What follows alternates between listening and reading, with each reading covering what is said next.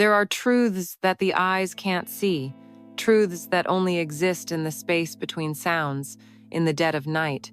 My headphones were on, but I wasn't working. I am a sound engineer, you see. A man who has spent his life capturing, cleaning, and clarifying noise. But for weeks, my craft had become a curse. I was listening, not to music, not to a podcast, but to the life unfolding one floor above me. I heard the familiar groan of the floorboards, the soft click of a wine glass on a table, and then the rhythm. It was a steady, dull, percussive beat, a sound I knew intimately because I had helped him carry the source of it up the stairs myself. An old, heavy oak headboard, now knocking against the wall that separated his bedroom from the sky. But it was the other sound, the one that sliced through the monotonous thudding that finally broke me. It was my wife's laugh. Not the gentle, polite laugh she gave me over dinner, but a wild, breathless, uninhibited sound, a laugh of pure, carnal joy that I hadn't heard in years. It echoed through the ceiling, a sound so full of life, and it was a life that didn't include me. I pulled the headphones from my ears, and the silence in my own apartment was suddenly violent, a vacuum where love used to be. My name is Liam, and for 10 years, Clara has been my world. We built this home together, in this old Brooklyn building with its charming flaws and paper-thin walls. Our love story had been a beautiful one, starting with a fire that roared, then settling into the warm, comforting embers of a long-term marriage. A comfortable quiet. That's what I used to call it. Now I knew it was just the sound of absence, the sound of a space being cleared for someone else. And that someone else was him. Julian, the man upstairs. He'd moved in 6 months ago, a charming stranger with a confident smile and strong hands. He had been a neighbor, then a friend, and now he was the ghost that haunted my marriage, the unseen star of the agonizing audio play I was forced to listen to, night after night. Our home was no longer a sanctuary. It had become a listening chamber, and every sound from above was a fresh betrayal, a new secret echo from my wife's other life. Before the echoes, there was the silence. Not a peaceful silence, not anymore, but a thick, heavy quiet that had slowly, insidiously, replaced the sound of our life together. Looking back, I see it so clearly, the long, slow decay of passion that created the perfect vacuum for a storm to rush in. Our mornings had a rhythm, a choreography of two people who knew each other so well they no longer needed words. I would wake first, the early morning light filtering through our thin curtains, and I would slip out of bed, careful not to disturb her. In the kitchen, the ritual was always the same. The grinding of the coffee beans, the hiss of the espresso machine, the precise clink of my spoon against my favorite ceramic mug. These were my sounds, the predictable percussion of my day beginning. I would take my coffee to my studio, a small room at the back of our apartment that I had soundproofed myself, my little sanctuary of controlled noise. I would put on my headphones, and for hours, the world outside would cease to exist. It was just me and the sound waves, me and the delicate task of carving clarity out of chaos. I told myself it was work, it was my art. But the truth is, it was also an escape from the silence that waited for me just outside the studio door. Clara would wake later, and I would hear the faint, familiar creaks of her moving through the apartment, the soft padding of her bare feet on the hardwood floors, the rush of water from the shower. She was a freelance graphic designer, a woman who painted with light and color on a digital canvas. Her workspace was in the living room, by the large window that overlooked the street. When I would finally emerge from my soundproof cocoon, blinking in the daylight, I would find her there, hunched over her tablet, a look of intense concentration on her face. Her hair, the color of dark honey, would be tied up in a messy bun, little strands escaping to frame her face, a face I had loved for more than a decade. She was beautiful, an undeniable, breathtakingly beautiful woman. She had these eyes, the color of moss after a rain, that could hold entire universes of emotion. But lately, the universe I saw in them was distant, a galaxy I could no longer navigate. I would place a fresh coffee on the small table beside her, and she would murmur a thank you without looking up, her focus absolute. We would exist in that shared space for hours, the only sounds being the frantic clicking of her stylus and the low hum of my equipment filtering from the other room. We were together, but we were apart, two artists lost in their separate worlds, the space between us growing wider with every passing day. I told myself this was normal. This was what long-term love looked like, a comfortable, productive partnership. I was a fool. It was the calm, stagnant water that precedes a flood. Our evenings were the most telling. Dinner was often a quiet affair. We would talk, of course, but our conversations had become transactional. "Did you remember to pick up the dry cleaning?" The landlord called about the leaky faucet. "What should we do this weekend?" The questions were about logistics, about the business of running our shared life. But the deeper questions, the ones that matter, had long since vanished. We never asked, "Are you happy? Are you fulfilled? What do you dream about anymore?" The silence that followed these mundane exchanges was the loudest sound in the room. After dinner, we would retreat to the couch, a book in her hands, my laptop in mine. I would sometimes reach for her, my hand resting on her thigh, a familiar gesture of possession, of comfort. She would never pull away, but there was a stillness in her, a lack of response that spoke volumes. It was an acceptance, not a desire. I remember one night, I leaned in to kiss her, and the kiss was soft, pleasant, but it was like kissing a beautiful photograph. All surface, no depth. There was no fire, no spark of the woman who used to pull me down to the floor, her laughter filling the room as she tore at my shirt. That woman was gone, and I hadn't even realized she had left. Sometimes I would watch her when she didn't know I was looking. She would be at the window, not working, just staring down at the bustling Brooklyn street below. There was such a profound longing in her posture, in the gentle curve of her neck. What was she looking for? What did she see in the faces of the strangers passing by that she no longer saw in mine? Her beauty had taken on a fragile, melancholic quality, like a flower beginning to wilt from a lack of sunlight. Her skin, once so vibrant, seemed paler. Her smile, when it came, rarely reached her moss-green eyes. She had a drawer full of beautiful lingerie, delicate things of silk and lace that I had bought for her over the years, pieces she'd worn with a playful, seductive energy in our past. That drawer remained closed. Her nighttime attire had become simple, comfortable cotton pajamas, practical, safe. Everything about us had become practical and safe. I mistook this stagnation for stability. I mistook this quiet desperation for peace. And so, when the floorboards above us began to creak with the weight of a new tenant, I thought nothing of it. I was so engrossed in the silence of my own marriage, I didn't recognize the sound of a storm gathering just one floor above my head. I didn't understand that a house this quiet is the most vulnerable to the seduction of a new noise. The silence was officially broken on a Saturday in early spring. It was shattered by the chaotic symphony of someone moving in. I was in my studio, trying to isolate the delicate sound of a hummingbird's wings for a nature documentary, a task requiring monastic focus. But concentration was impossible. A series of thunderous thuds vibrated through my floor, followed by the grinding scrape of heavy furniture and the muffled shouts of movers. It was a raw, unwelcome invasion of my carefully curated world of sound. For an hour, I tried to work through it, cranking up the volume on my headphones, but the physical vibrations were unavoidable. Annoyance prickled at me.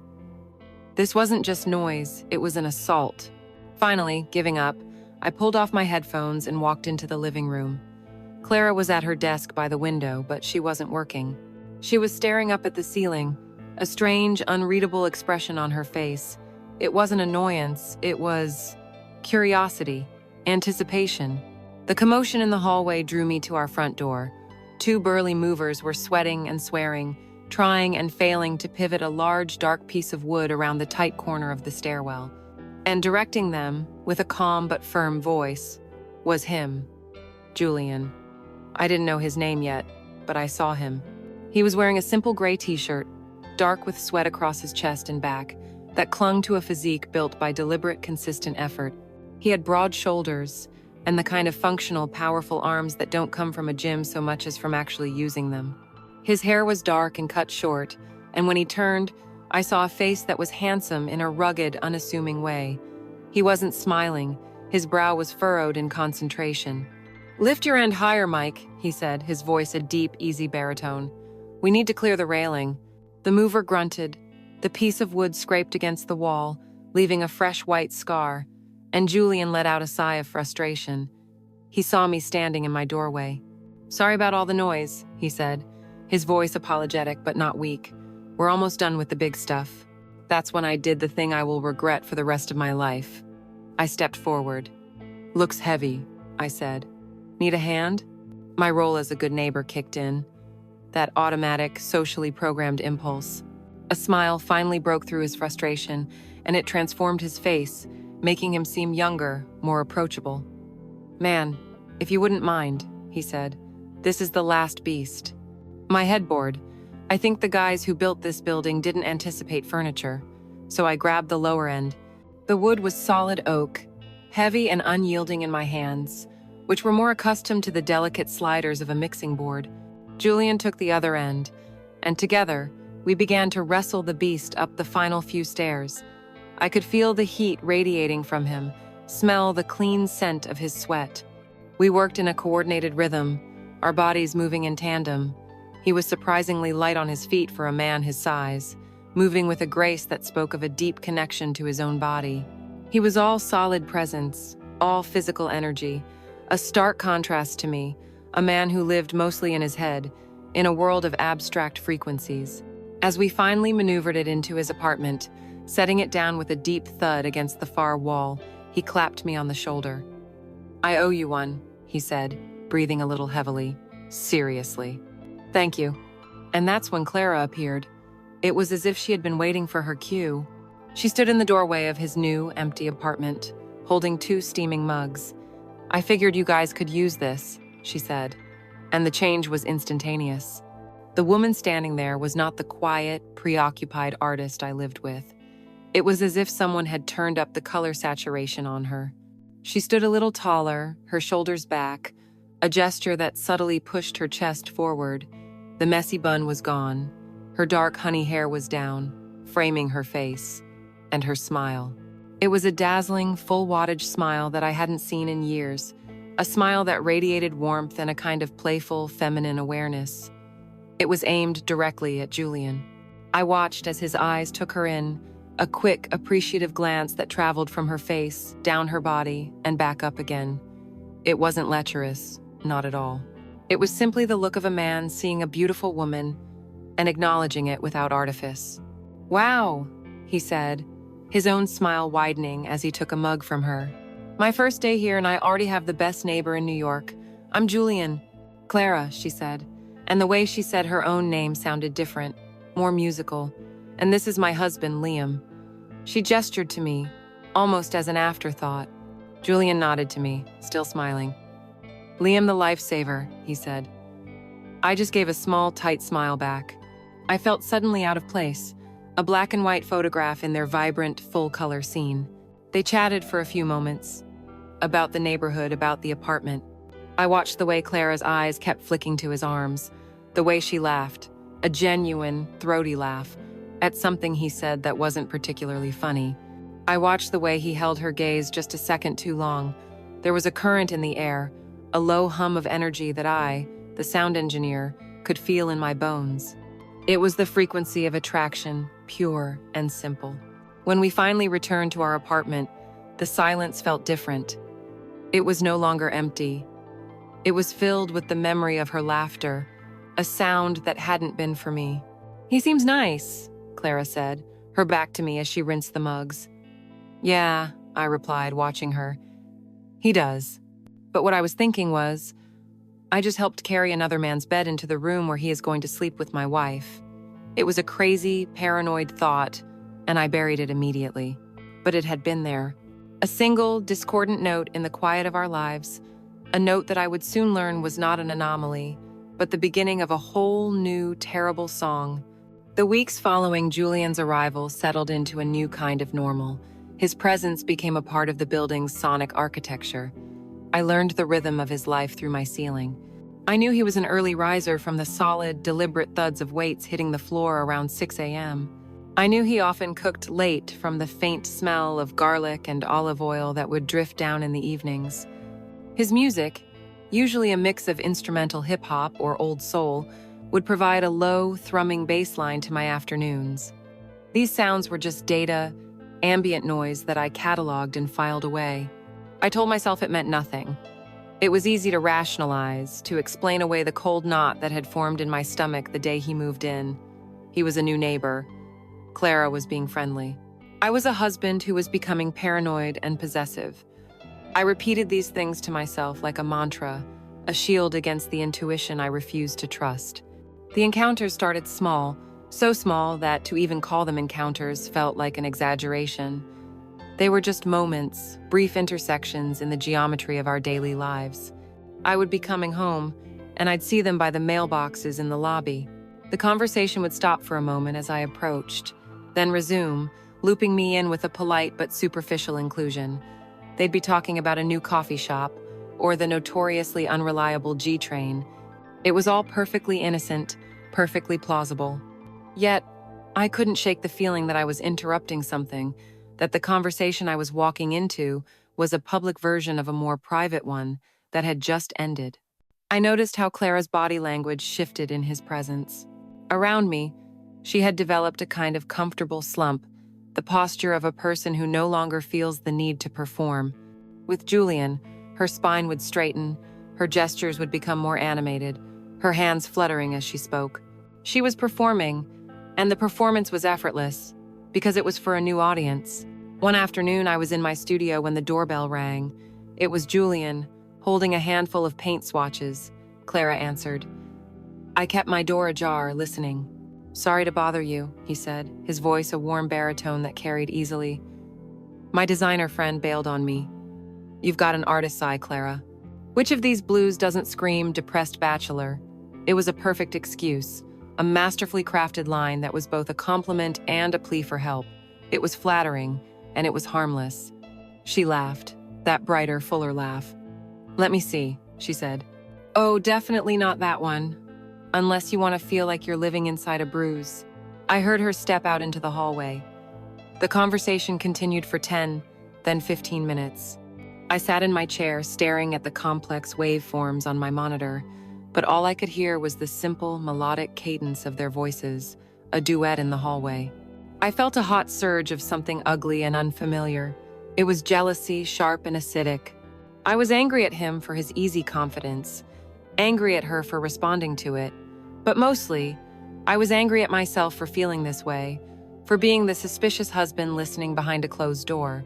The real crack appeared on a Tuesday. I had a meeting that ran late, a frustrating session with a director who couldn't make up his mind. I came home tired, irritable, my mind still buzzing with audio frequencies.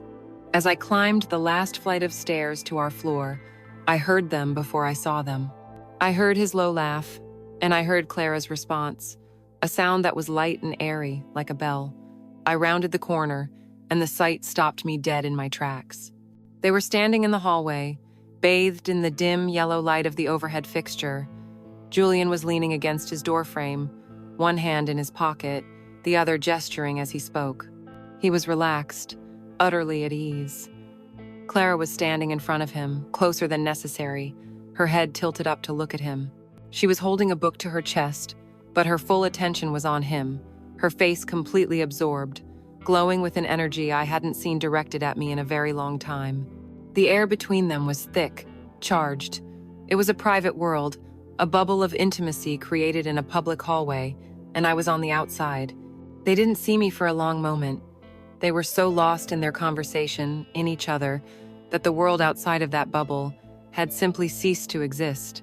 In that moment, I was not her husband. I was just a man coming down the hall.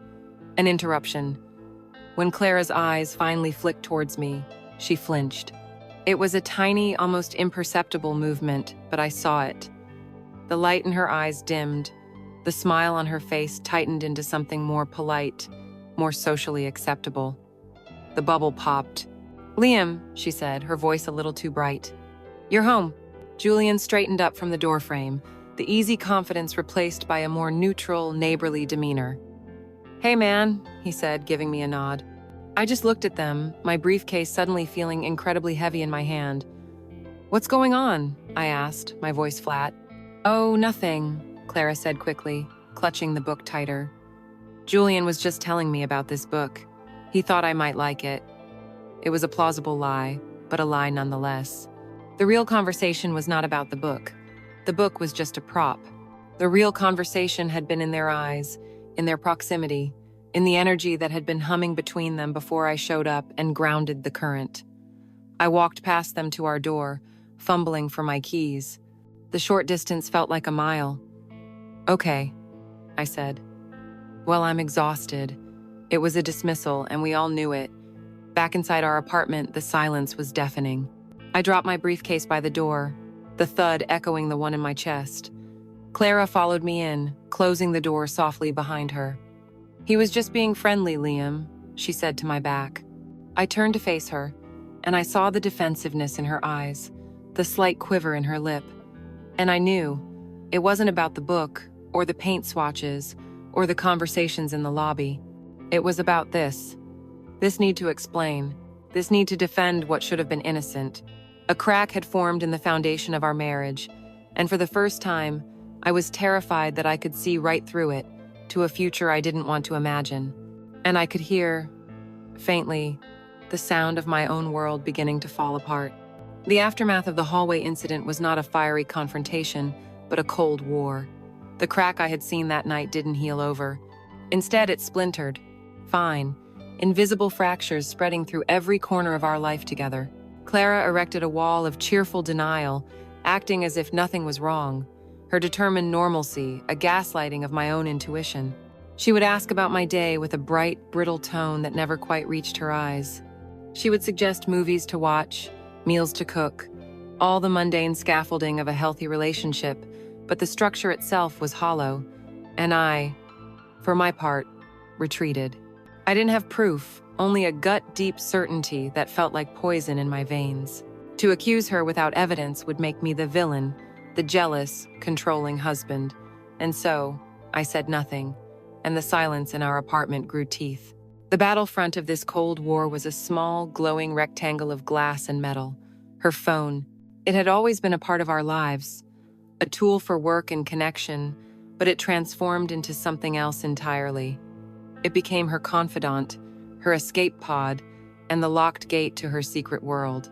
It was a third person in our marriage, and it was winning her affection.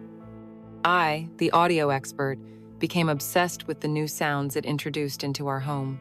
There was the specific, low buzz it made when a new message arrived, a sound that would often make her startle, a tiny, guilty flinch.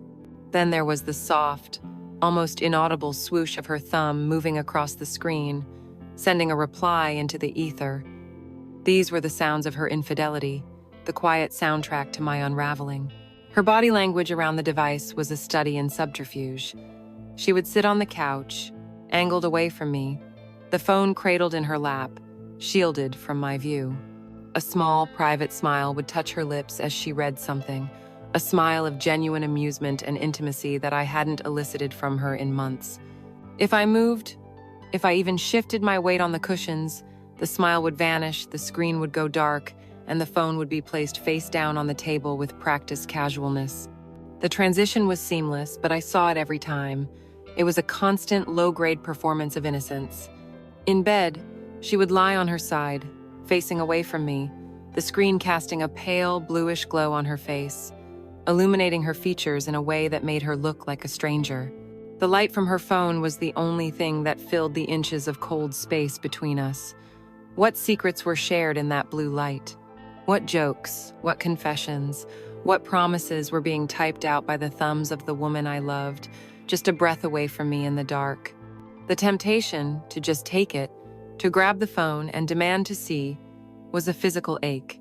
It was a fire in my throat, a pressure behind my eyes.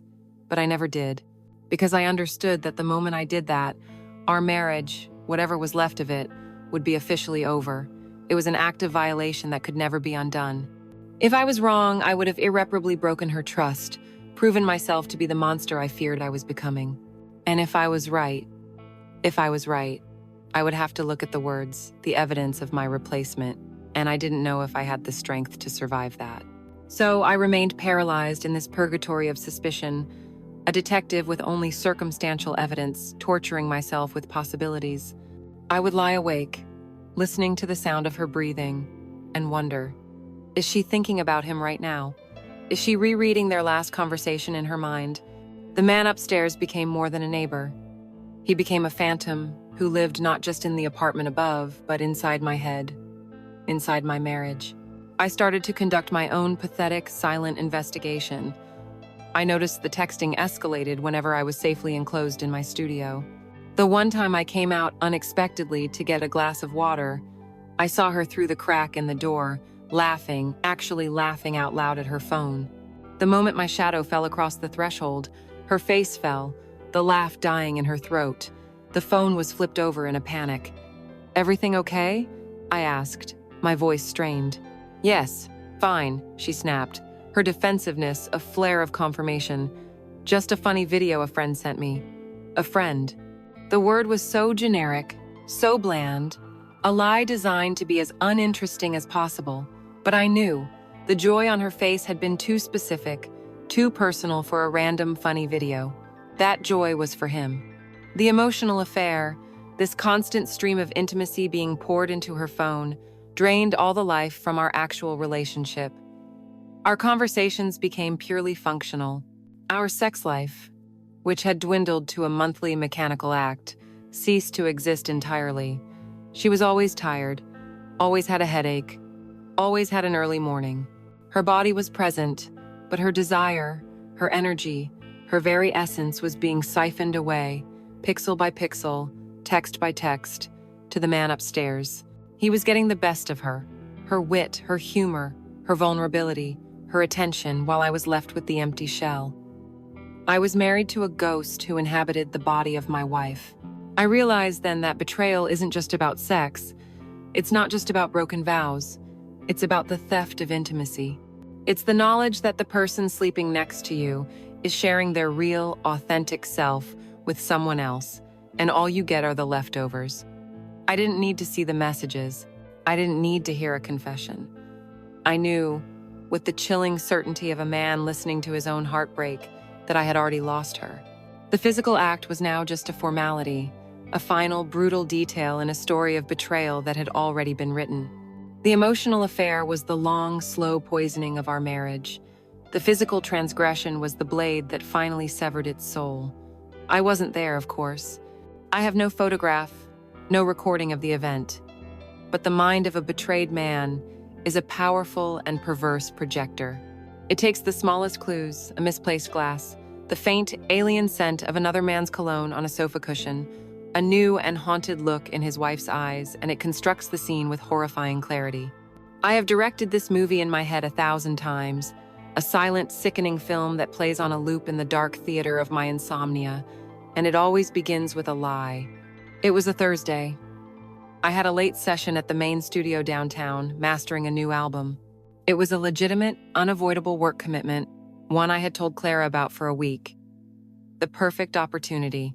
My imagined film opens with her, alone in our apartment, the evening light fading outside. She checks the time on her phone, a nervous energy in her movements. She's not wearing the comfortable cotton clothes she usually wears when I'm not home. She is wearing a simple, dark green dress, one that I love, one that clings to her waist and highlights the graceful curve of her hips. Beneath it, I know, she is wearing the black lace, the set I bought her for her birthday 2 years ago. She wore it for me once, complaining that the straps dug into her skin, that it felt pretentious. She never wore it again. But for him, she put it on. For him, it was worth the discomfort. This detail in my mental film is the first twist of the knife. She sends a text. A simple invitation. Liam's stuck at the studio for hours. "That drink I owe you for fixing the faucet? The offer still stands. It's casual, neighborly, a perfect cover." A few minutes later, there's a soft knock on the door. It's him, Julian. He steps inside, and in my mind, the very air in our apartment shifts. He brings with him an energy, a raw, masculine presence that our quiet, artistic home is not accustomed to. She offers him a whiskey, the bottle of single malt I reserve for special occasions. She pours one for herself, too, her hand trembling slightly as she hands him the glass. They make small talk, perched on opposite ends of our sofa, the cushions between them, a no man's land of tension. They talk about his work as a trainer, her work as a designer. But the words are just placeholders, a flimsy screen for the real conversation happening in their stolen glances, in the way she nervously smooths her dress over her knees, in the way his eyes follow the movement of her hands. The first touch is accidental, or perhaps accidentally on purpose. As he leans forward to place his empty glass on the coffee table, his knuckles brush against her knee. In my mind, the moment freezes. I see the spark, a jolt of static electricity that travels up her spine. She doesn't pull away, she just stops breathing for a second. That is all the invitation he needs. The pretense is over. He doesn't move back to his side of the sofa. He stays close, turning to face her. "Clara," he says, his voice low, intimate. He reaches out, his hand gently cupping her jaw, his thumb stroking her cheek. I imagine her eyes closing, a silent surrender. It is the last moment of her as my wife. Then he leans in and kisses her. The kiss is not soft or tender. It is hungry, desperate, a release of all the tension that has been building for weeks through coded text messages and charged glances in the hallway. It is the taste of whiskey and want, of secrets finally brought into the light. Her body at first is stiff with the shock of betrayal, the final protest of her conscience. But his confidence overwhelms her. One of his hands tangles in her hair, pulling her head back slightly, deepening the kiss. His other hand slides from her jaw, down her neck, over the curve of her shoulder, and comes to rest on the small of her back, pressing her body firmly against his. I can see her resistance melting, her body softening, her arms, which had been frozen at her sides, tentatively wrapping around his neck. She is not just accepting the kiss, she is participating, answering his hunger with her own. He is the one who pulls her from the couch. In one fluid movement, he stands and brings her with him, their mouths never separating. He backs her up against the wall, his body caging hers, and then he slides them both down to the floor, onto the thick, woven rug we bought together at a flea market in our second year of marriage. The rug where we once lay and mapped out our future. Now it is the stage for our destruction. His hands are everywhere, rough and certain against the soft skin of her arms and back. He pushes the hem of her green dress up, slowly at first, then impatiently, bunching the fabric around her waist. And there it is, the black lace. My gift to her, now an offering to him. His breath hitches. His hands, calloused from weights and work, trace the delicate edges of the lace, a stark contrast of textures. He explores her body with an owner's confidence, his fingers dipping beneath the waistband of her panties. She gasps, her head thrown back, a soft, guttural moan escaping her lips. It is a sound of pure, unadulterated pleasure, a sound he has woken in her, a sound I have not heard in years. The act itself, in my torturous imagination, is frantic. It is not lovemaking. It is a desperate, almost violent collision of two bodies, driven by pure, selfish lust. It is the sound of his ragged breathing, the whisper of her cries against his neck, the rhythmic, sickening slap of skin on skin, right there, on our living room floor.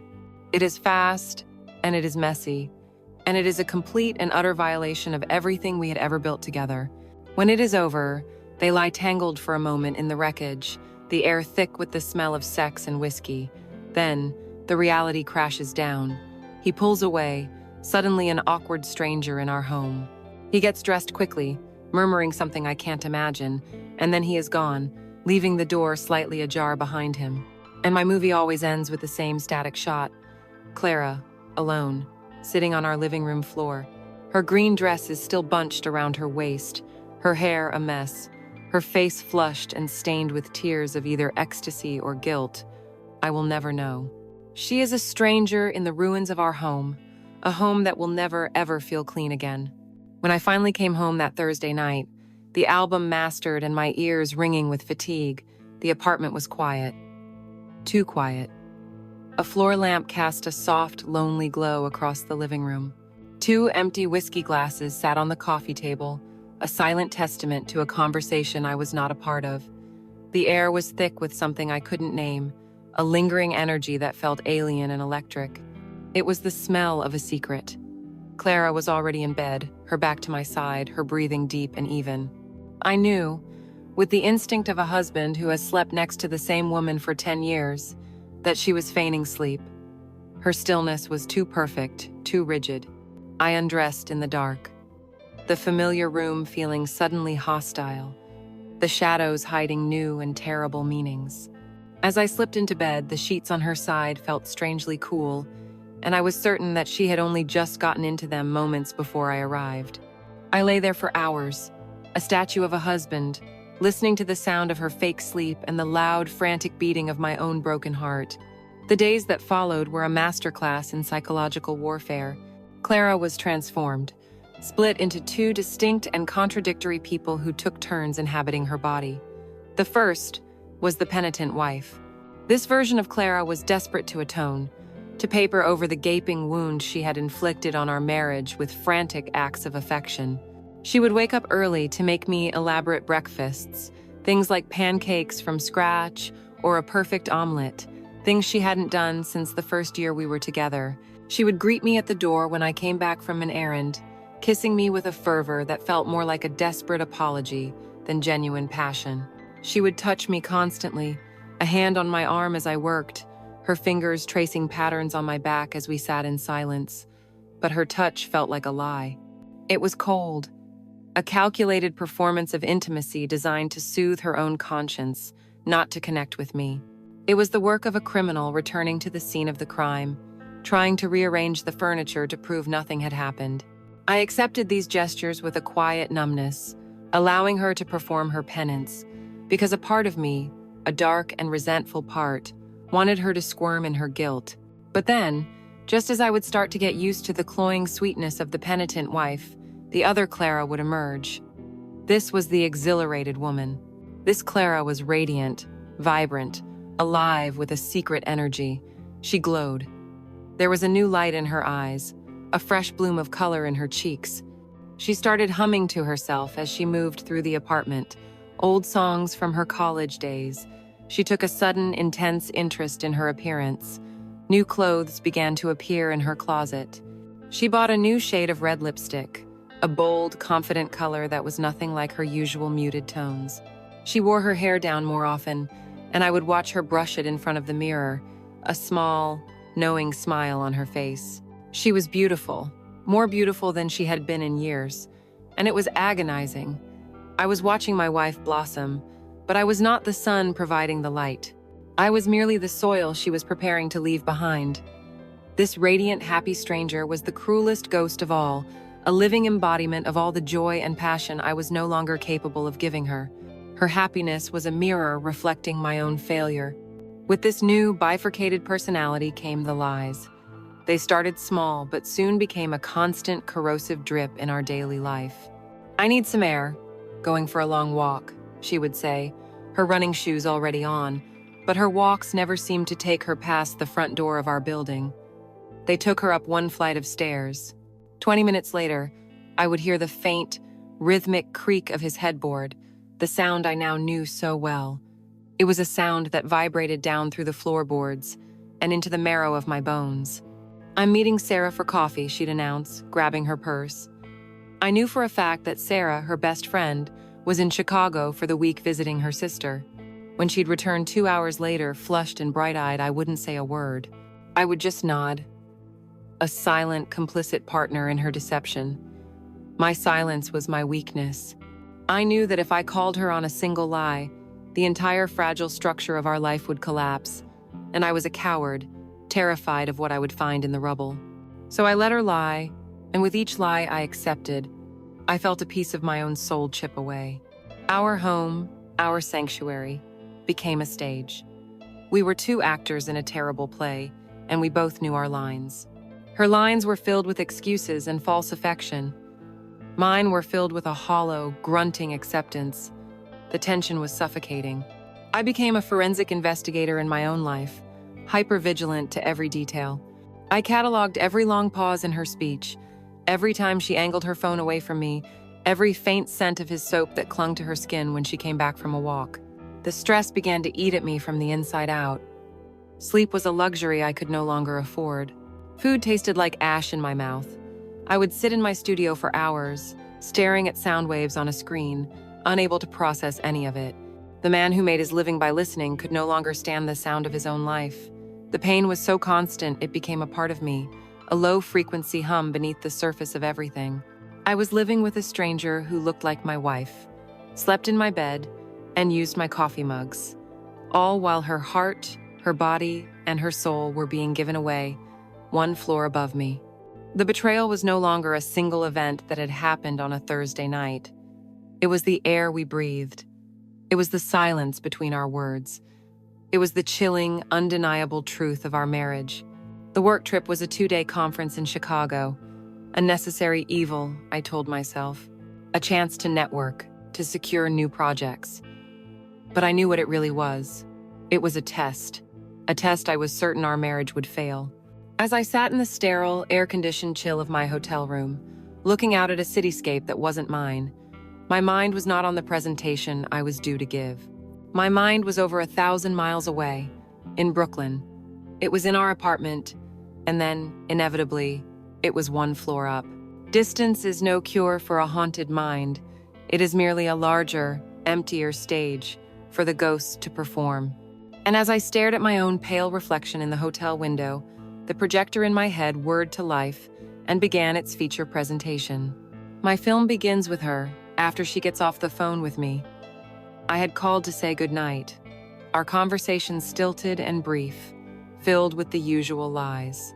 "I miss you," she'd said, her voice a perfect imitation of a loving wife. "Get some rest," I'd replied, a perfect imitation of a husband who believed her. The moment the call ended, I imagined the performance dropping.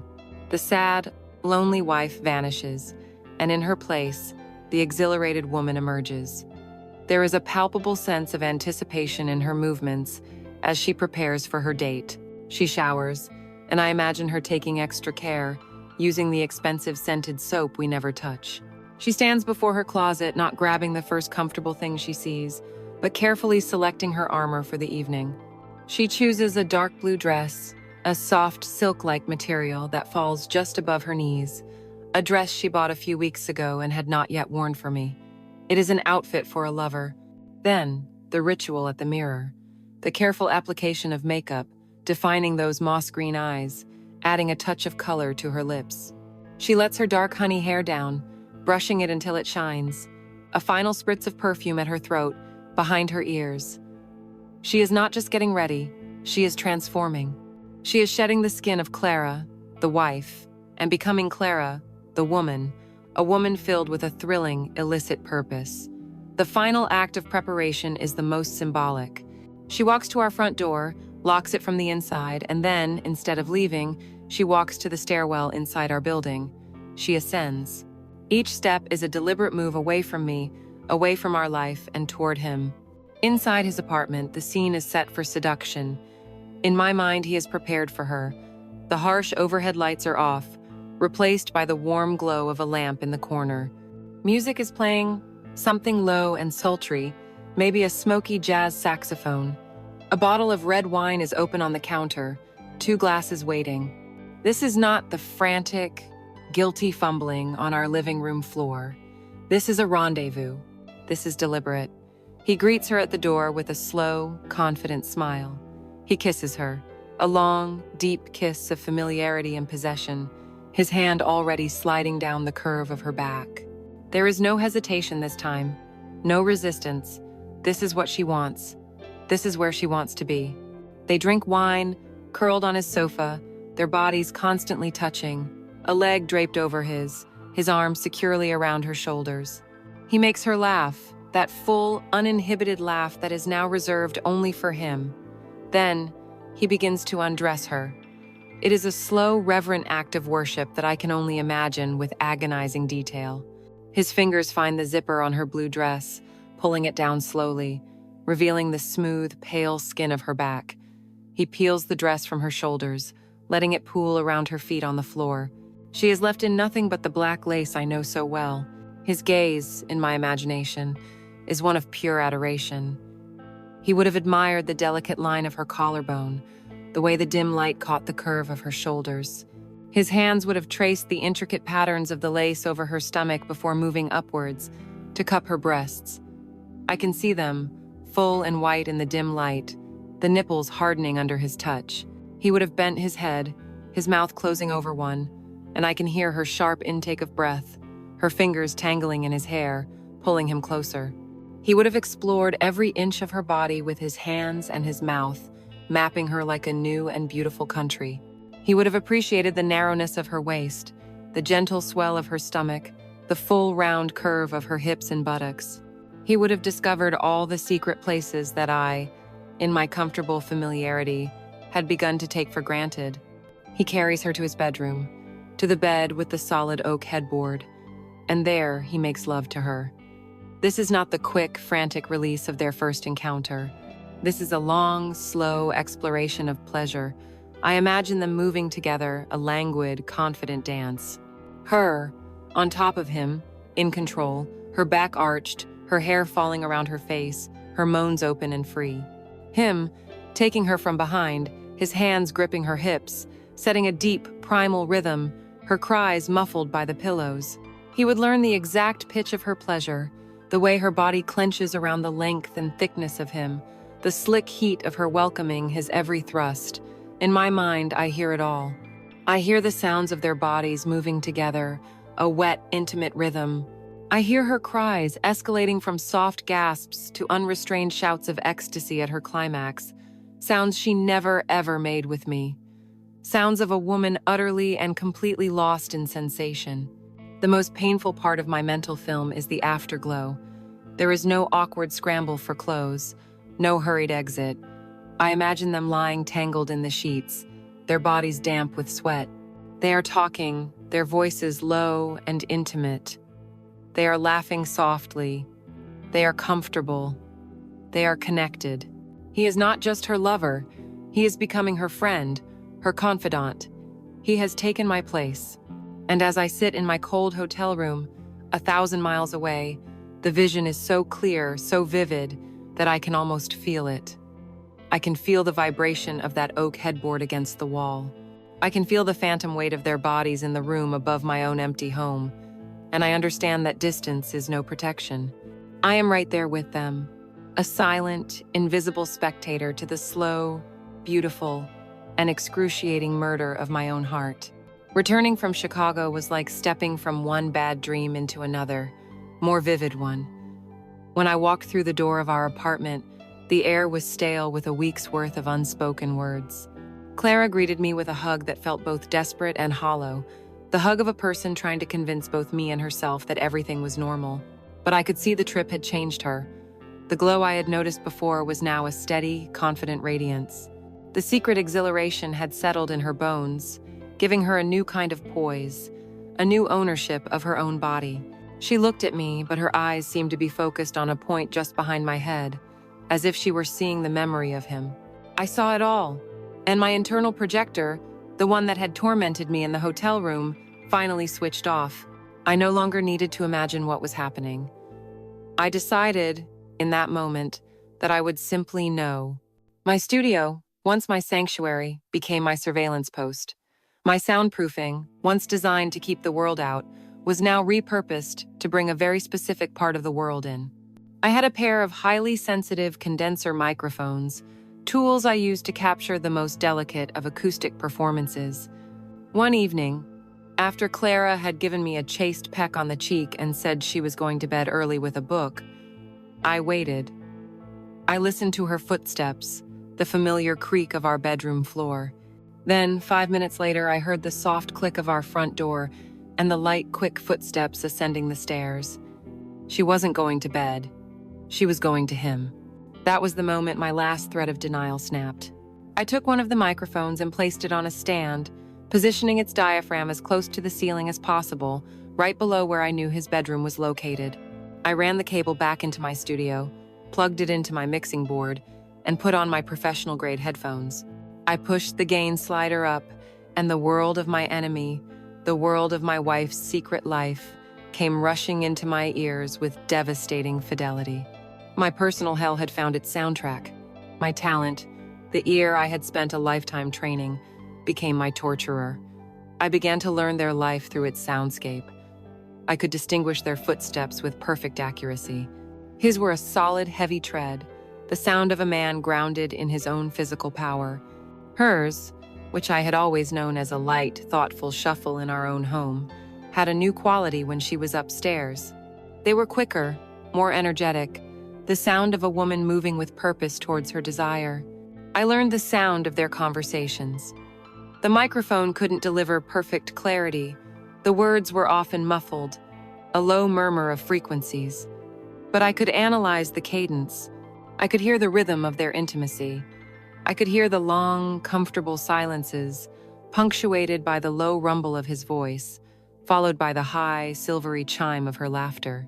It was a sound that twisted my insides, that bright and genuine laugh, a sound he could draw from her so easily, while I was left with only polite smiles. I became an unwilling expert on the acoustics of their affair. I knew the specific clink of the wine glasses he used. I knew the sound of the corkscrew.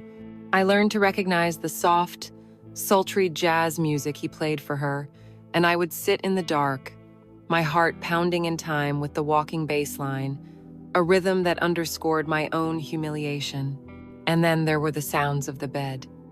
The initial, heavy sigh as two bodies settled onto the mattress.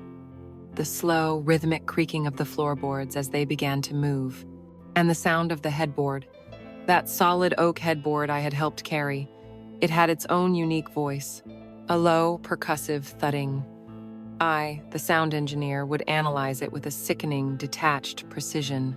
I could hear the tempo increase, from a slow, languid rhythm to a frantic, desperate pace. I could hear the intensity and the force of the impacts. I could hear every nuance of the act, a blind witness to the most intimate moments of my wife's betrayal, and woven through it all were her sounds. Her moans, which started as low sighs of pleasure and built into unrestrained cries that I had to muffle by pressing the headphones tighter against my ears, as if I could physically block out the pain. This obsession, this self-inflicted torture consumed me. My work, my career, my identity outside of being a betrayed husband began to crumble. How could I focus on balancing the strings of a symphony when the raw, chaotic noise of my wife's passion for another man was the only sound I could truly hear? I missed deadlines. I made amateur mistakes, my mind so cluttered with the echoes from upstairs that I couldn't focus on the job in front of me. I became a ghost in my own home. I would move silently from room to room, a specter haunting the periphery of my own life. Clara and I barely spoke. What was there to say? Every potential conversation was a minefield of lies and unspoken truths. We were two strangers sharing a mortgage. The paralysis was absolute. I couldn't confront her. What would I say? I know everything, because I've set up surveillance equipment to eavesdrop on you. The shame of it was as paralyzing as the pain. My own pathetic, obsessive behavior had made me complicit. It had made me a creep, a man hiding in the dark, listening. Confrontation would mean an explosion, an ending, a decision, and I was a coward. In a twisted way, the known hell of listening felt safer than the unknown abyss that lay beyond confrontation. So I sat. Night after night, I would retreat to my studio, my torture chamber. I would put on my headphones and listen. I would listen to their laughter. I would listen to their lovemaking. And then, I would listen to the silence that followed. And that was the worst sound of all. It was a heavy, intimate silence, the sound of two people lying together, their bodies spent, their hearts connected. It was a silence filled with everything I had lost. It was the sound of my replacement. I was a prisoner in a jail of my own making. The headphones, my shackles, the volume slider, the key I refused to turn. I had a front row seat to the dismantling of my life, and the only sound I could make was the silent, internal scream of a man who was already gone. The body, I've learned, always keeps the score. The sleepless nights, the constant gnawing anxiety, the diet of coffee and quiet desperation, it all finally caught up with me. I woke up one Wednesday with a blinding migraine, a pulsating drum of pain behind my eyes that made the world swim. I was supposed to be at the downtown studio for a full day of mixing, but the slightest sound felt like a spike being driven into my skull. I canceled my sessions, a wave of guilt mixing with the nausea. I texted Clara to let her know. She replied almost instantly. "Oh no, poor thing. Hope you feel better. I'm meeting a client for lunch across town, so I'll be out most of the afternoon. Just rest." The lie was so smooth, so practiced, it was almost elegant. I knew she had no client, but I was too sick to care, too sick to feel the usual sting. All I wanted was the dark, quiet sanctuary of my own apartment. I let myself in around noon. The apartment was still and silent, a perfect haven for my throbbing head. I took some painkillers, drew the blinds in the living room, and collapsed onto the sofa, throwing a forearm over my eyes to block out the remaining light. For a while, there was peace. The pain in my head began to recede into a dull, manageable ache. I drifted in that hazy space between waking and sleeping, the quiet of the apartment a welcome balm. And then, I heard it. It started faintly, a muffled thud from upstairs. I tried to ignore it, attributing it to the normal sounds of a neighbor moving about their day. But then came another sound, the distinct scrape of a chair being moved, followed by the low murmur of Julian's voice. And then, another voice joined his, Clara's. A sharp, happy laugh that cut right through the haze of my migraine. My eyes snapped open in the dim light. She wasn't across town, she was right above my head. This time, there were no headphones, no microphones, no mixing board to mediate the experience. This was not a controlled act of surveillance. This was a raw, unfiltered broadcast of my own demise, and I was the unwilling audience, trapped in the front row. They must have felt bold, so confident in my day-long absence. They weren't trying to be quiet. Their initial conversation was light, the sounds of two people comfortable and happy in each other's company. I could hear her moving around his apartment, her footsteps light and quick. I heard the clink of glasses, the pop of a cork. They were celebrating something. Perhaps they were celebrating my absence. Then, the character of the sounds began to change. The talking faded, replaced by music. Not the sultry jazz he usually played, but something more upbeat, with a driving rhythm. And beneath the music, a new rhythm began. A slow, deep, resonant creaking from the floorboards directly above me. I was paralyzed. I couldn't move from the sofa, couldn't even cover my ears. It would have been pointless. The sound was not just in the air. It was a physical vibration, a low-frequency hum that traveled through the ceiling joists and into the cushions of the sofa I was lying on. It was inside me. The rhythmic creaking grew faster, more insistent. It was joined by the familiar, percussive thud of the oak headboard, a sound that was now a part of my own heartbeat. But it was her voice that shattered me. Before, through my equipment, her moans had been a muffled, distorted signal. Now, with nothing but a layer of plaster and wood between us, I heard her with a chilling, devastating clarity. It was not the sound of a woman feeling quiet pleasure. It was the sound of a woman in the throes of a wild, animalistic ecstasy. I heard gasps, then low moans that escalated into high, piercing cries of pure, unrestrained bliss. They were sounds of complete abandonment, the sounds of a woman holding nothing back, giving every part of herself over to the man she was with. And then, I heard my name's replacement. "Julian!" she cried out, her voice breaking on his name, a sound of both pleading and praise.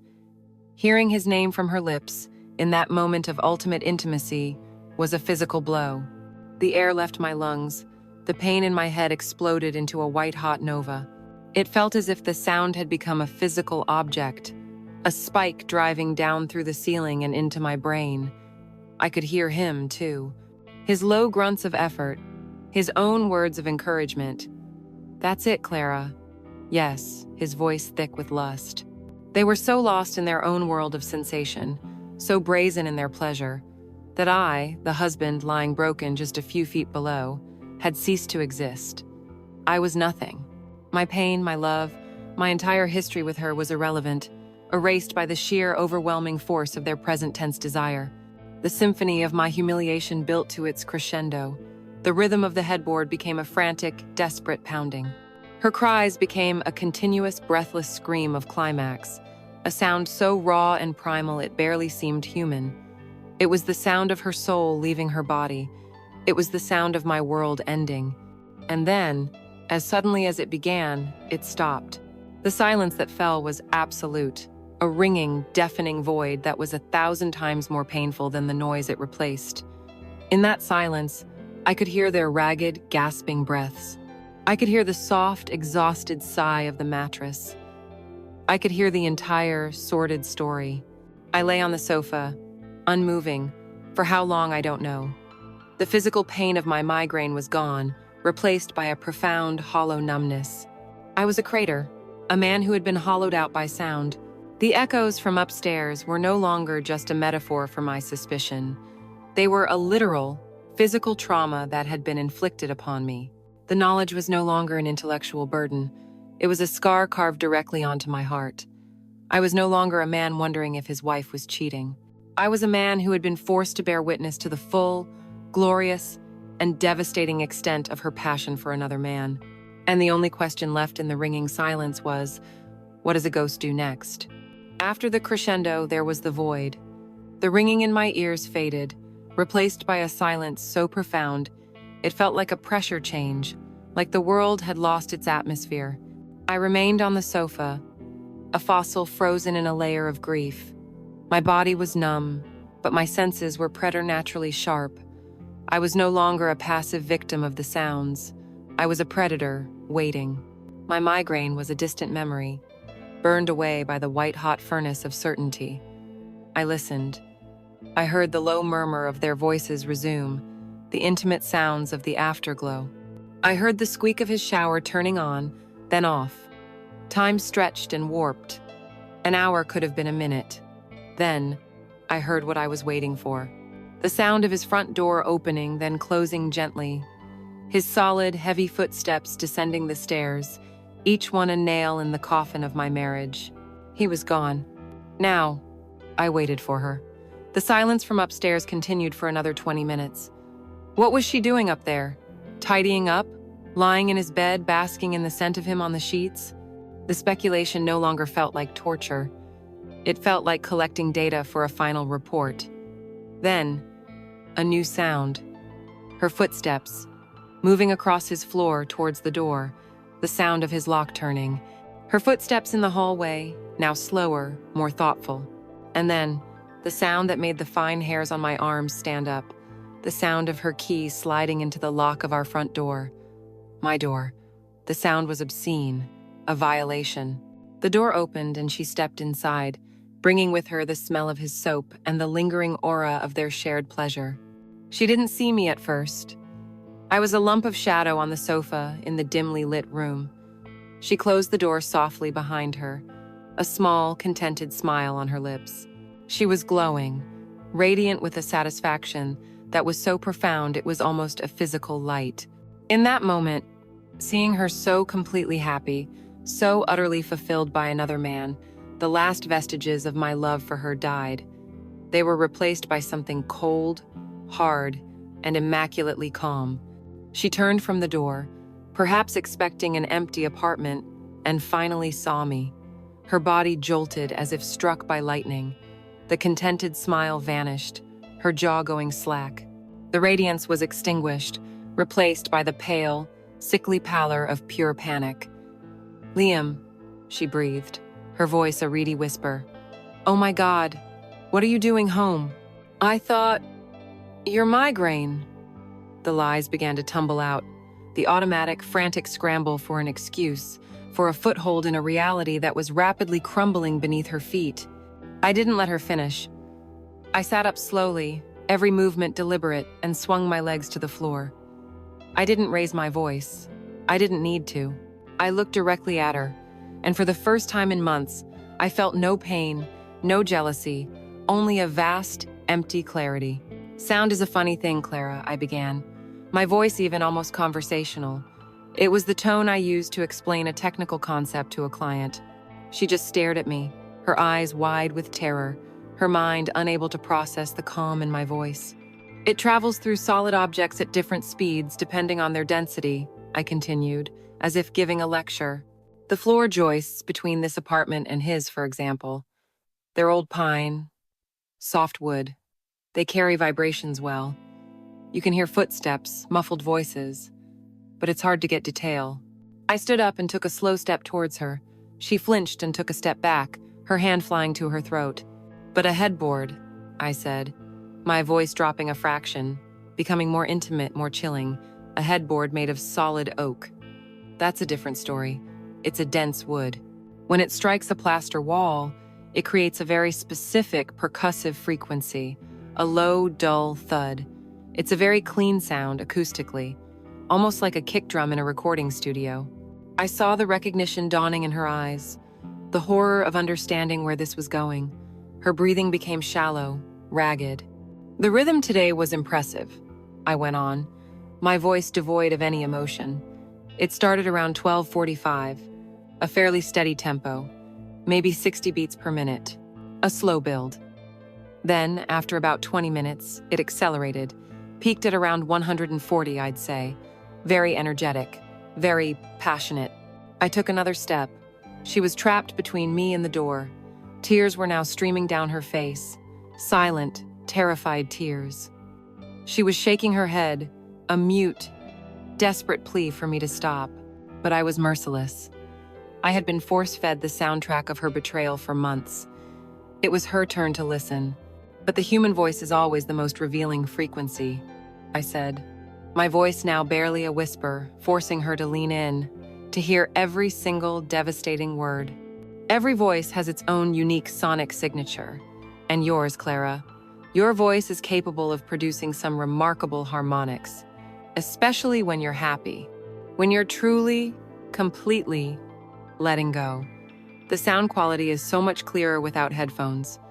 I heard everything, but the clearest sound of all, the one that will be etched into the memory of this room forever, was you screaming his name.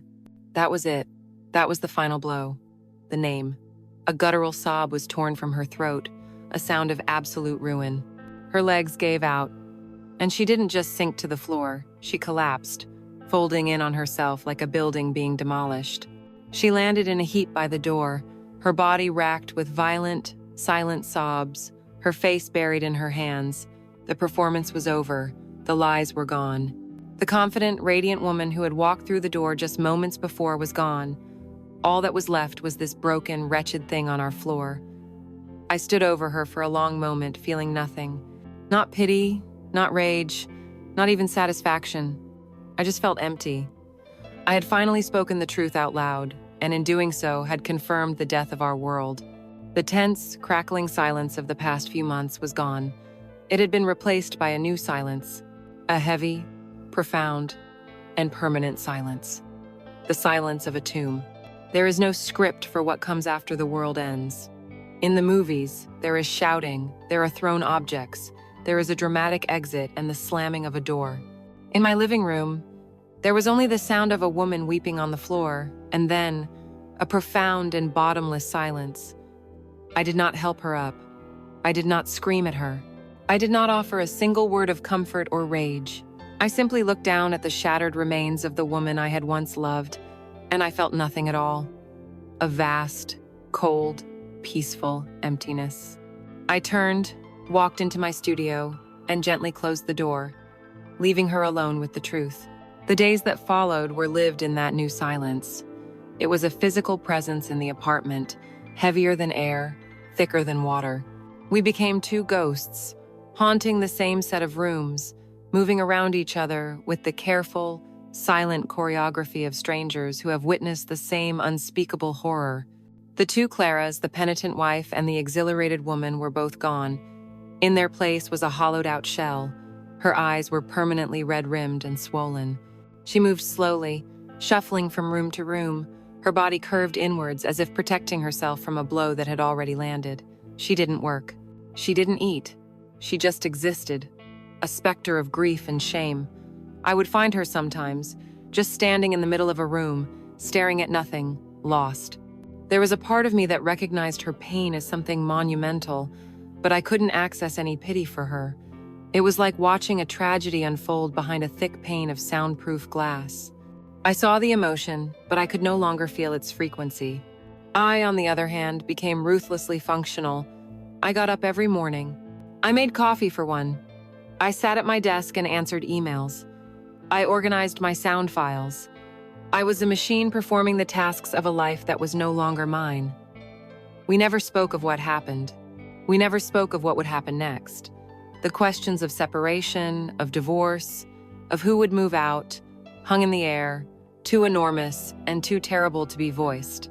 To speak of the future would be to admit that we had one, and it was clear to both of us that we did not. We were paralyzed in the moment of impact, trapped in the wreckage. And the man upstairs, he was still there. The affair, I presumed, was over. The silence from his apartment was now just a normal, neighborly silence. But his presence was a constant, low-grade torture.